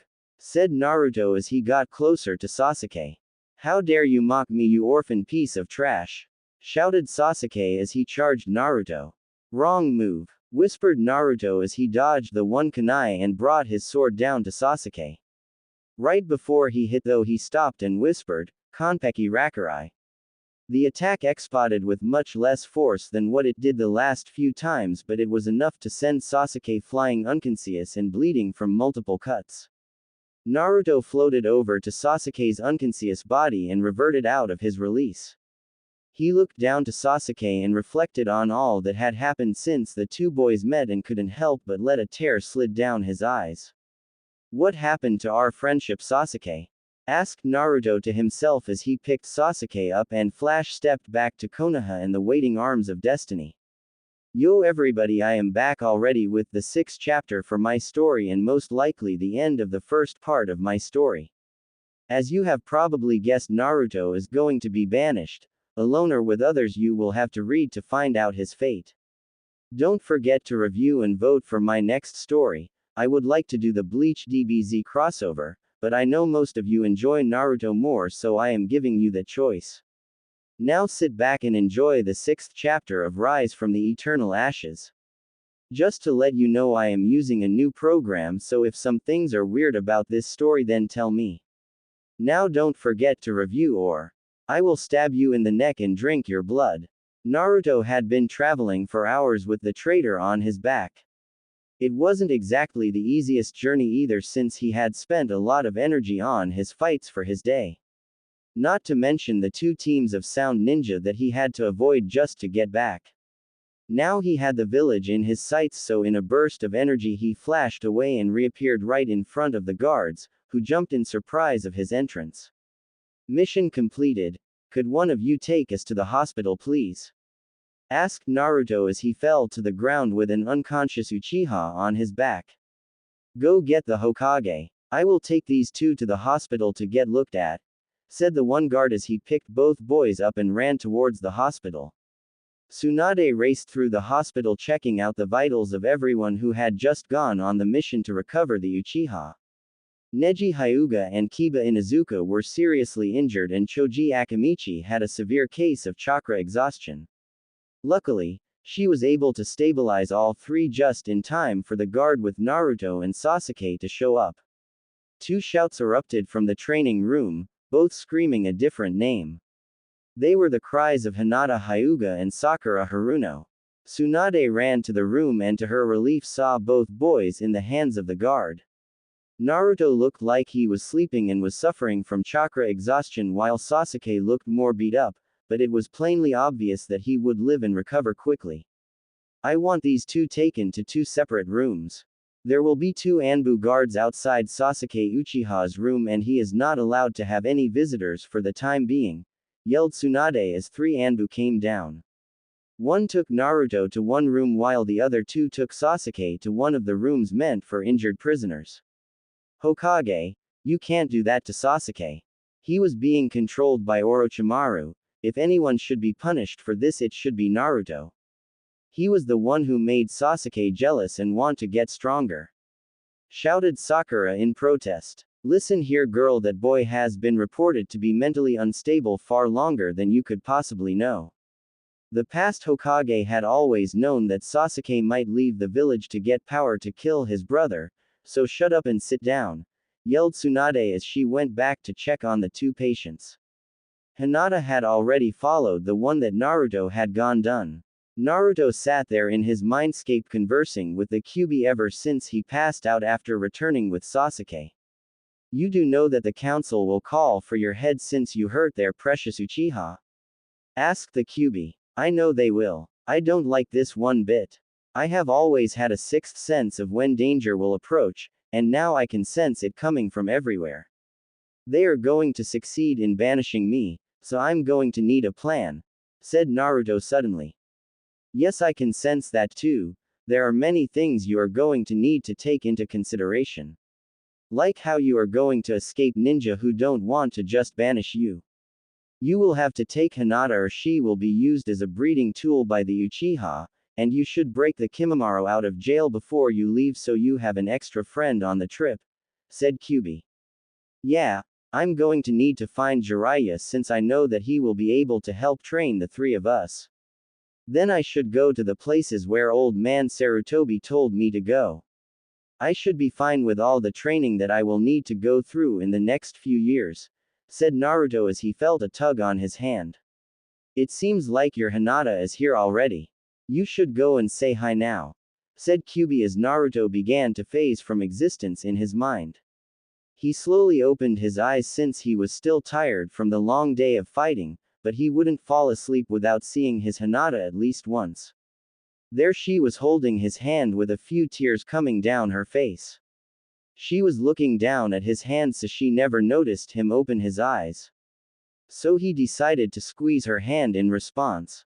She gasped and looked up to see the smiling face of Naruto looking right at her. Hinata, you should know me by now. A small case of chakra exhaustion isn't going to keep me down for too long, said Naruto, as he was suddenly tackled by Hinata in a crushing hug. I was worried about you, Naruto. You have been gone for a day and everyone that came before you said that they had fought Junin level ninja. Neji, Kiba, and Choji are all hurt. I thought that I wouldn't ever see you again, cried Hinata. Don't worry, Hinata, a few Junin and an arrogant Uchiha would never be able to stop me from getting back to you, said Naruto as he hugged Hinata back. This is how Tsunade found them when she walked into the room. So should I come back later when it is a better time? Asked Tsunade mischievously, to which Hinata quickly let go of Naruto and squeaked in surprise. A few minutes would be nice, Ba-chan, said Naruto, to which Hinata just blushed even further, and Tsunade just looked surprised as she wasn't expecting an answer like that. Well, anyway, you should be fine to leave within the hour, Naruto. The Kyuubi must have already replenished your chakra stores. But first I would like to know what happened after you left Lee and that Kimimaro behind, said Tsunade as she sat in a chair. Naruto quickly explained to her how he and Kimimaro fought the 3 Junin. Then he tells her about the fight with Sasuke and the 5 other Sound Junin. It surprises both Hinata and Tsunade when he tells them how he easily defeated 5 Junin without getting a single wound. Then he tells them the story of how he returned to the village, while carrying Sasuke and avoiding more Sound Ninja. So you made a new ally that used to be one of Orochimaru's generals. Discovered a new level of power that your blade can create, and can fight 7 Junin level ninja without getting a single scratch. Asked Tsunade. Yep. I was wondering, what are you going to do with Kimimaro? He asked carefully as if afraid of the answer. Don't worry, brat. I have him in a session with Ibiki and Inoichi at the moment. They were supposed to contact me the second they discovered a hint of lies in him. However, if he was lying they would have found it by now, said Tsunade. That is good. Did you look at him and that poison for me? He asked again. Yes, I did. It was a very deadly poison, but I was able to find the cure quickly and treat him, said Tsunade. Good. The council isn't going to like what I did to Sasuke. They will be even madder when they learn that I didn't sustain a single injury, said Naruto. Naruto, the civilian council may hate you, but my father and the rest of the shinobi will never let them do anything to you, said Hinata. I know, but the Kyuubi and I were both talking in mind earlier and we both have a sense of dread coming down on us. I believe that I might be punished for my actions. I have never been wrong with these feelings before, said Naruto. Well, Naruto, I don't think that the council will be able to do anything as long as I am Hokage, said Tsunade before an Anbu came through the door. Hokage. Sasuke Uchiha has woken up, and the council is requesting the presence of Naruto, Sasuke, and you, shouted the Anbu. Damn, what could they want now of all possible times? Asked Tsunade to herself. They will argue that he tried to surrender, but I attacked anyway since I don't have any injuries, then this is probable, said Naruto as Hinata hugged him again. Well, we have to get going. Don't worry, Hinata, only the Hokage can banish him and I don't think that I will be banishing him anytime soon, said Tsunade as Naruto stood up and followed her out of the room. They arrived a few minutes later outside the council chambers. Already they could hear the arguing buffoons inside. That was when he saw Sasuke once again surrounded by 4 Anbu guards. Neither said anything to each other as they walked into the large chambers.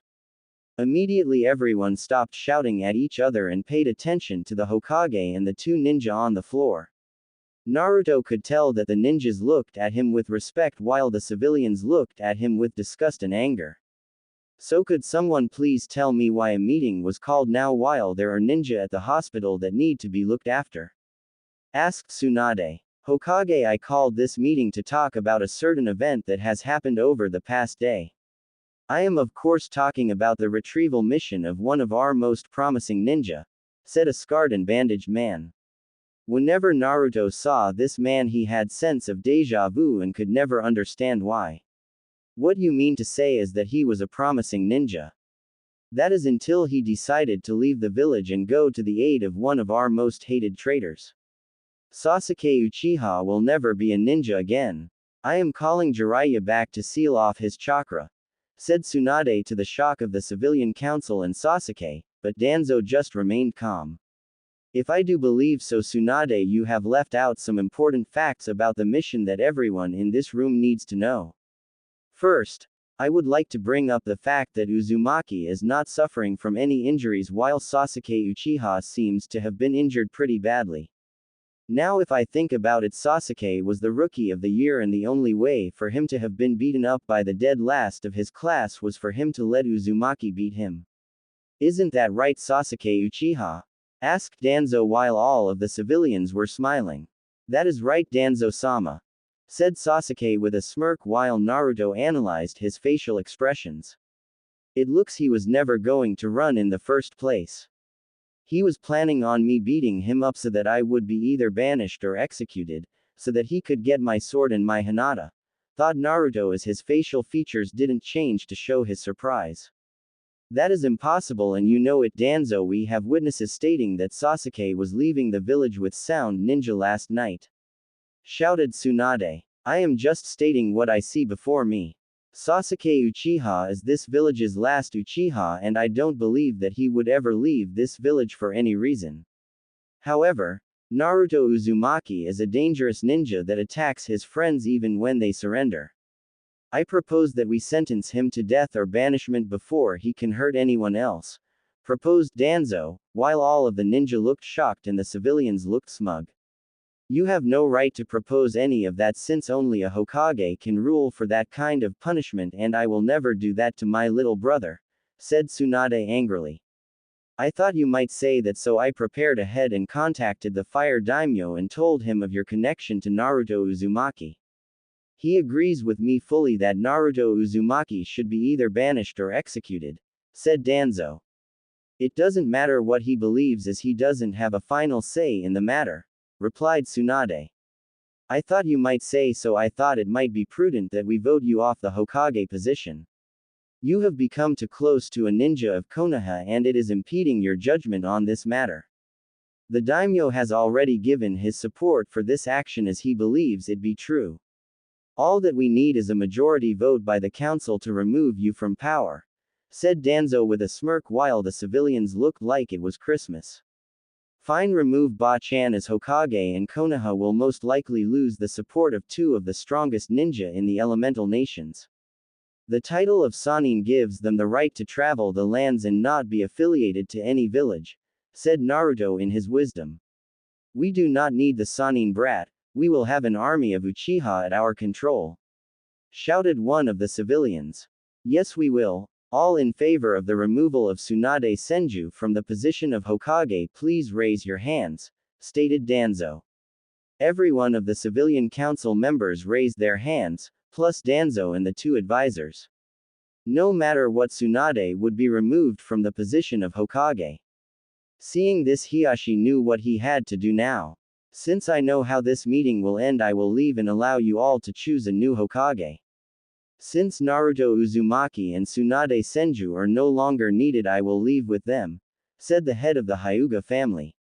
Naruto locked eyes with him for a second and left the room followed by a defeated Tsunade. I'm sorry, Naruto, that I wasn't able to stop that, she said. Don't worry about it, Ba-chan. Old man Sarutobi always had a plan of action that I should take if I were to ever be banished. We must go to the Hyuga compound to talk with Hiashi now, though, before it is too late, said Naruto as he took off to where he saw Hiashi going. They soon arrived and were greeted by a sad-looking Hiashi Hyuga.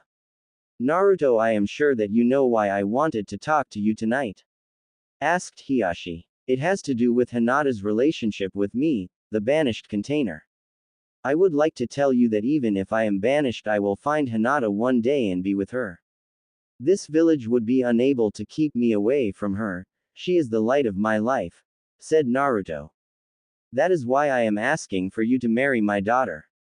If you marry her before you are banished, then the council will be unable to prevent her from moving away with you. She will be safe from the Uchiha and the elders of my clan, said Hiashi to the shock of Naruto and Tsunade. But Hiashi, you would willingly have Hinata be banished from the village? Asked Naruto. No, I would have her banished so that she could be happy for the rest of her life, said Hiashi. Fine, I accept this, but when will we do this? Don't we need a priest and witnesses or something? Asked Naruto. No, you just need to ask Hinata yourself, and as a clan head I can do the ceremony myself, replied Hiashi. Where is Hinata then? Asked Naruto. She is in her room at the moment, said Hiashi. Good, exclaimed Naruto as disappeared in flash. Hinata sat on her bed just laying down after such a taxing day. She was worried all about Naruto when he was on his mission, and right after he got back and had woken up he was called to the council to be banished, at least that was what he thought would happen. Suddenly she heard a noise come from her window and she turned to see Naruto sitting on her window. Hey Hinata-chan, said Naruto softly. Hinata quickly got up and hugged him as he laughed a bit. Naruto-kun, I thought that they would have banished you, she shouted. Naruto pulled her away for a second and kissed her on the lips before she could say any more. They kissed for a minute until they broke up apart, both looking flushed. Hinata-chan, I have to tell you something. Tsunade has been removed from her position of Hokage. There is a good chance that by tomorrow I will have to leave the village, said Naruto as Hinata started crying and hugged him for comfort. But what are you going to do? I don't want you to leave the village, Naruto-kun. Not after we finally got together. I just can't let you go. Please take me with you. She started out frantic, but at the end was practically begging to go with him. Hinata-chan, are you sure that you want to come with me? If you leave with me you will never be able to see your family again, said Naruto as he kissed her forehead. I don't care. I just want to be with you, she cried into his chest. Then will you marry me, Hinata-chan, so that we can remain together? He asked her as she jumped in shock and looked at Naruto. All that she saw in his eyes were love and affection, and in that moment she made up her mind. Yes, I will, Naruto-kun, she said as she kissed him again. Look, we don't really have too much time, Hinata-chan. We have until morning before a new Hokage is chosen and I am banished straight away. Your father said to meet him in the main building in the compound where he can do the ceremony. After that we can leave once we are banished. Then we will make our way to Wave where Ero Sennin said that he would meet me if something like this would ever happen, said Naruto as he took her hand, and together they left the room to head into an adventure that would last for the rest of their lives. Now I don't really want to write an entire wedding scene right now, so I will be skipping ahead to the point at which Naruto is being sentenced for his crimes against Sasuke Uchiha. This takes place at 2 the next day. Naruto Uzumaki, we have found you guilty of attacking Sasuke Uchiha at the Valley of the End. There are only 2 punishments for this crime. A vote by the council will decide which approach I can take. For all of you who are in favor of Naruto Uzumaki being executed for nearly killing Sasuke Uchiha, raise your hands, yelled the new Hokage. Danzo. Quickly everyone of the civilians raised their hands, plus the advisors and Danzo himself. Good thing for Naruto was that 2/3 RDS of the people in the room needed to be in support of execution for this to happen. Naruto looked at the shinobi present and smiled. Then he turned and looked at perhaps the most important person in the room, the fire daimyo.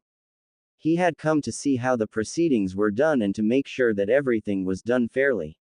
Very well, since the required number of votes were not found, you Naruto Uzumaki will be banished from Konoha for the rest of your life. Do you have anything you wish to say or ask? Asked Danzo. Naruto looked up from his position on the floor with Tsunade and Hayate flanking him as his representatives. Yes, there is something I would like to ask. Since I am banished, does this mean that everything that rightfully belongs to me will still be mine? I believe that those are our village's laws on banishment.